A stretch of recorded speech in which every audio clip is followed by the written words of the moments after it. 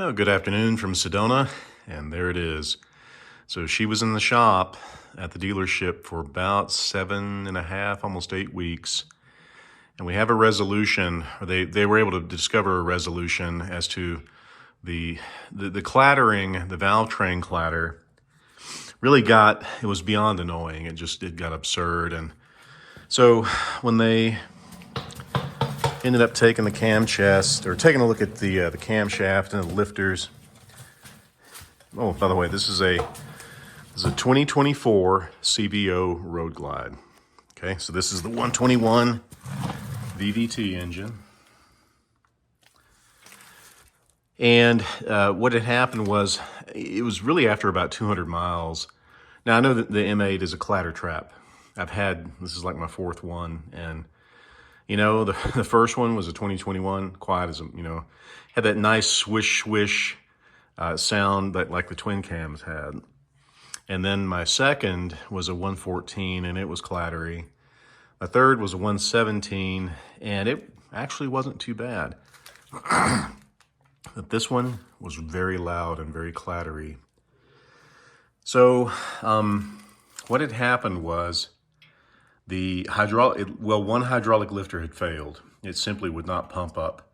And as a consequence, the rocker bridge got hammered pretty hard. So under warranty, and we have to give it to the dealership. Once again, Legends Harley-Davidson in Mayer, Arizona made it right. I didn't pay a penny. They made it right, and they did so with parts that are meant to hold up, and not some of this stuff that we're getting from a nation overseas. It just seems to be terrible. So they removed the camshaft. The camshaft, actually, one of the lobes had a chip in it, like along the edge. It might have just been a casting problem, but they replaced the cam, and they replaced all four lifters. They replaced the four push tubes, or push rods rather, and they spec'd adjustable push rods. They replaced the rocker bridges. They inspected the face of the valves and the stems. Everything looked good, but just the chance of that kind of hammering those components was warranted taking a look at it. And of course, they R&R'd the sump oil. In addition, I have to give it to an aftermarket vendor, and that would be Tab Performance Exhaust. So I had the dealership order I can't remember the name of them, but they're in that beautiful, like a blackened burnished chrome that matches the CVO exhaust exactly. And I opted for the straight diamond cut style tips. These have zombie baffles. The sound is just absolutely amazing. What I really like is at higher RPMs, it isn't obnoxious. It's a nice, kind of a sympathetic drone. And so I do very much appreciate that. But as you can see, it's just, it's really, really aesthetically just about perfect. So they did put it on the dyno, did a tune to match the exhaust, again, on their nickel. And it's just up to me now to build the matrix accordingly to my driving style. I do not drive this thing in sport.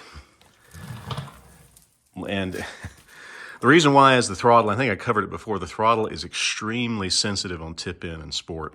And I'm just not, thanks to Guillain-Barré syndrome and, swollen wrists and aches, and it's just really annoying.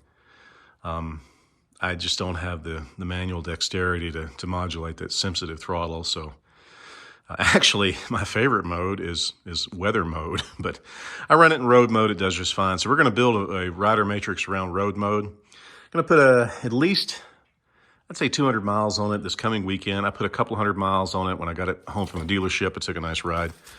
The engine's nice and quiet, and the performance is just exhilarating.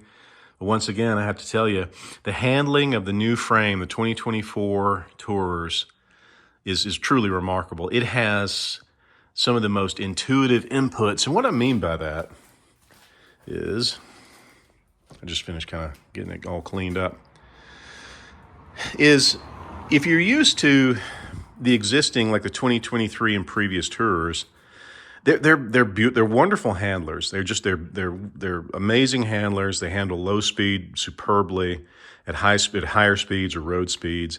They they just have a certain feel about them that is just truly world class as far as I'm concerned. This one takes it a step further. Now this has mini apes. So your standard CVO has mini apes, whereas the ST doesn't. And I've gotten used to them now. Of course, I had to change up some gloves. I do have some sticky pads I'm going to cut to fit here because typically my wrist rests here. And I like for that to be grippy. So we'll do that. But what I mean by intuitive is just the slightest input here. Just the slightest push steer, the bike responds. And if you're trained, and I've been to multiple Harley Rider academies at different levels on all of my bikes, except this one, we will be going here in the early spring down to Mesa. You understand and you know the limitations of the bike. You come to respect the bike. And ultimately, if you work the bike, you kind of bond with it and you know what you have and you know where its limits are and you don't push it. Well, that's me because I'm a conservative rider too. And what else? Infotainment's been perfect. There's been no glitches. Now the CVO comes with a Harley-Davidson Pack Talk setup. I was able to get all that set up. I got a new Shoei helmet. It's a scratch and dent, but the thing is just absolutely beautiful. And I was able to put the Bluetooth setup in it with no issues at all. It's very, very comfy. That might have something to do with the reduced noise. I had a Harley-Davidson Senna, in fact, like a built-in Senna helmet before, and that unit just died. And I'm like, all right, we're done with this thing. And I got a quality helmet, but I saved about $400 because it had one little blemish on the back that had the vendor not told me about, I never would have noticed. But that syncs up perfectly. It pushes CarPlay from the phone exactly as you expect it would. It remembers its settings. And, like me, I spool either playlists from the phone, that is from resident on the phone as file, or from Pandora. And it spools into the helmet, and everybody's happy. The disadvantages. I might have covered this before, and I'll kind of reiterate. What you gain in this redesigned carrier here, bag, you lose in the speaker. So if you go with the speaker, there's a significant amount of real estate this thing eats up when it folds down into here. Now this luggage all comes standard. The CVO basically has no options. It comes standard with everything. Now if you want to add like a tour pack or whatever, that's okay. But as far as, all right, I want heated grips, well this has it. I want luggage, this has it. I want Pack Talk, well this has it. I want stability management. I want everything. I want VVT. Well, this has it. And so it's kind of the advantage of buying a CVO if you want to pay the premium. Now, here's where here's where I do get kind of persnickety. All right, that is, I bought it new here just 6 months ago. That is a 2023 Last Call Challenger Wide Body Scat Pack. The dealership, Bill Luke, down off of Camelback Road in Phoenix, did me right on that car. Now, originally, that car had an MSRP of $63,000. They've marked it up $20,000 to $83,000. And that didn't happen. It was in the showroom. They eventually used it as a demo, and it had about 500 miles on it when they relisted the car at just over $50,000. And that was take it. And here was the trade-off. And they were completely upfront with it. They said, look, we ended up having to buy this thing. The warranty started in March. You're going to lose 2.5, 3 months worth of warranty. I said, fine. And it had a blemish on the rim right here that you can't even tell, and I would never have noticed. And for that, they gave me $200. I just bought some matte touch-up paint and sanded it, and you just would never know it was there. But this car is perfect, and it's new, and I thoroughly enjoy it. But they were upfront with me on it, and they gave me a very significant discount. Not the least of which is because, there's a huge inventory. Well, there was. They're pretty well gone now. But at the time, all those dealers overbought on these high-end Challengers, and then they had to sit on them because, let's face it, if you can manage to afford one, it's going to be a staggering payment, and the insurance is going to be staggering. But if you're in my age group, and I never had so much as a parking ticket, and I have USAA, they look at it as, okay, you're driving it occasionally. with this zip code and this low risk symbol, you're good. Now, this car does have some anti-theft features that I added to it that I will not disclose. They basically render the network completely offline and dead. So anyone wants to drag this onto a roll-off, man, what am I going to do? Take it. But what I'm trying to say is, okay, they treated me right, but they were up front. This is a premium car, but 10,000, well, almost 13,000 off of MSRP, plus the tinted glass, and they delivered it. So we're 100 miles away. They delivered it here. So, I'm like, all right, you know what? It's like in the scales of justice, or in the scales of my being aggro versus my being satisfied, is tipping way into the degree of satisfied. This trailer, bought it new in 2014. And it took, now that was like, what? That was like 5 years worth of waiting and research before my significant and myself decided that an Airstream is going to be it, because we don't want another RV. This is going to be it, and it's going to follow us to the grave. Fine. Well, this trailer MSRP'd in 2014 at $96,000. We didn't pay $96,000 for it. It had been on the lot for about 9 months. This is before the economy started taking back off and everybody started buying Airstreams again. And so this trailer listed, we got it for $78,000. You can't get a Bambi now for that. And this is pretty well a loaded out 28-foot International. This trailer was delivered with so many defects, it leaked. Half the systems didn't work. The compressor drew so much current that it was throwing the shore power breaker at the Airstream factory, okay? So ultimately, and the dealership that sold it to me, they carried Airstream as a second line. They sold SOBs, box trailers, primarily. That was their bread and butter, and Airstreams were just kind of a margin for them. So after the first time, I think they had to replace one of the overhead fans, and they ended up cracking it, and it leaked even worse because, whatever. Airstream said, just, if you can, deliver it, bring it up to the factory in Jackson Center, Ohio. We have a factory service center here. We do warranty claims at the factory service center. We're right here at the assembly plant. We have our own RV park. And what you're going to do is you're going to park there, the trailer, every night. You're going to live in it. And every morning it's going to go into the bay and get worked on.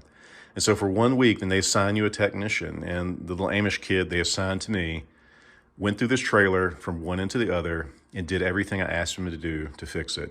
And it was probably 20 grand because there was that many deficiencies. There was whole sections where sealant hadn't been applied.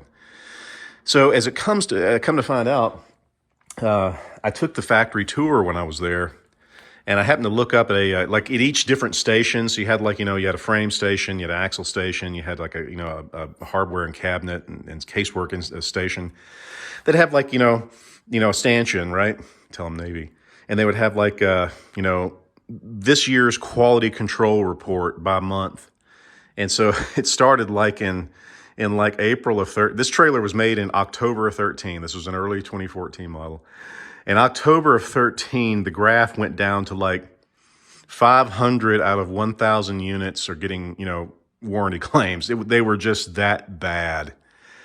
And as I understand it, the factory was being expanded. So you had the back end of the factory was missing and open to the atmosphere. You had contractors in there tearing the place apart, tripping over assembly line employees trying to build trailers, and it was just a logistics nightmare. And this was one of those trailers. But when they finished with it, it has been remarkable. It's been amazing.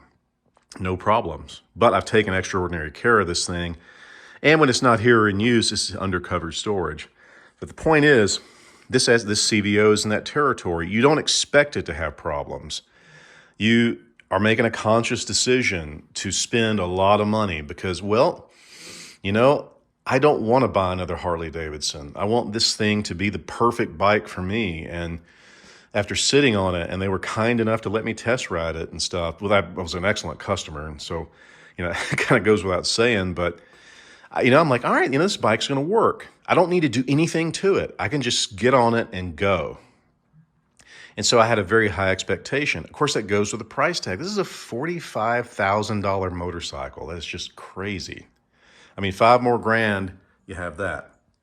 So I didn't have a whole lot of tolerance for any sort of defect. but it does happen. And it happened with this one. But in order to make the scales tip back into satisfied, Legends Harley-Davidson in Mayer, Arizona, went the extra mile. They've done it to me. They've done it with me before, and they especially did it with this one because they knew the importance of this CVO to look great and to sound great and to ride great. So that's my plug for them, but it is legit. So I think that's about it.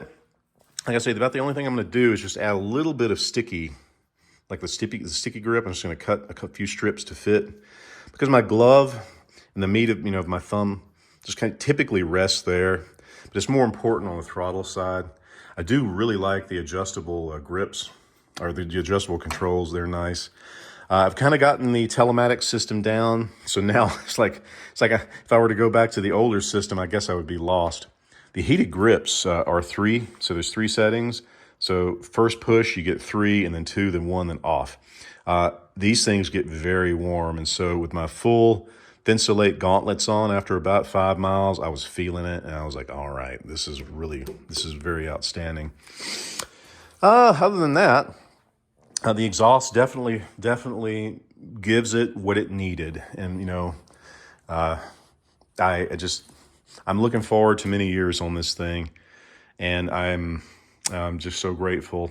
I am hoping that this disease eventually, it's supposed to, in time, it just kind of goes away and then flares back up potentially. Because I really, I can, put in a full day of just screwing around, and like for 3 days you're wiped. And it's like chronic fatigue syndrome, which a lot of people, and I did way back in the day, you poo-poo, it's like, stop being lazy. Well, then it hits you and you're like, you know what, I was an asshole. I shouldn't have said that. Because there you are, you're living it. All right, well, thanks to everyone. And I'm actually clearing out some stuff. I'm probably going to let go of the OM 617 5-cylinder Mercedes turbo diesel. I have a conversion kit for it for the X15 and MV 3550 Jeep transmissions. I think I'm just going to go on ahead and let it roll. That thing's been sitting there since I bought this house 8 years ago, and it hasn't moved. And I've said I was going to do something with it. And I think medically the reality is setting in that I'm just going to have to really scale back. And that's something it's going to happen anyway because you age. All right. Beautiful day. We're kind of having a nice native summer here, and I'm thoroughly enjoying it because next week it is going to be bone-chilling cold. So we should get some good riding in. It's going to get cold. The weather's going to remain somewhat fair. Cool thing about Sedona is that you're in this zone of transition. It is very cold here in the morning, so if you have a group ride and you have to get over the other side of the mountain, say toward Prescott, you'd better be geared up. And layered up and be ready to go. And then by the time you get down to Phoenix, it's 70 and you're stripping layers off. But that's okay. I do like it that way. If we were up on the rim, 3,000 more feet up, and this is 4,200 feet here, your riding season effectively ends in September and doesn't crank up again until April, May. All right, well, that's it for now. Bye.